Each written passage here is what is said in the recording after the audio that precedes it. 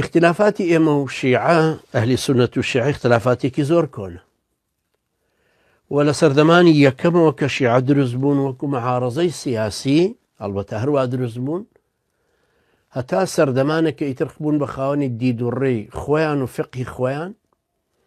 لە سەردەمانی بۆیهیەکانە بوون بە دەسەڵاتدارێکی جودا خۆیان بە دینێکی ترزانی و ئەوانەی تووسی و کولەینی و ئەمانەی تر کە مؤرخین یانیان یا محەدیثن یا عەقائیدیان شتیان نووسیوە لەو سەردەمانەوە هێناویانە لەوێوە وردە وردە وەکو مەدرسەیەکی جودا بەشێکی وەکو مەدرسەیەکی ئیسلامەکە مابوو بەشێکی تر جودا بوو دوای لە زەمەنی سەفەویەکانە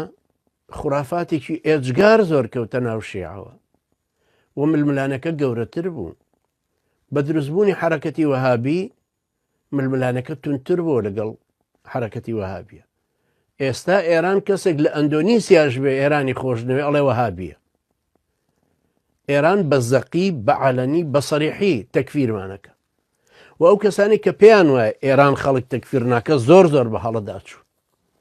ئەمە کتێبێکە ناوی الفکر التەکفیری عند الشيعة حقيقة أم افتراء يشيك نسويتي بناوي عبد الملك بن عبد الرحمن الشافعي الفكر التكفيري عند الشيعة لأصل الرشال يعني تايان ولا كليني وبيش كليني شوا أي هنتك أوان أهل سنة تكفيرك لكاتك كأيمي أهل سنة جماعات هتا يستاج نوتو هشت لصتي زانا كان من شيعيان بالعموم بكافر داننا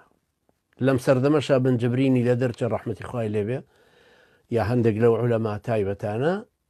كم حتى العلماء مشهوري أمتك شيعان بوشيوي بكافر داننا اختلافي إما اختلافاتي عقائدي منهجي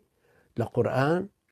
طبعا بيشتر لعقيدة لقرآن لحديث لفقه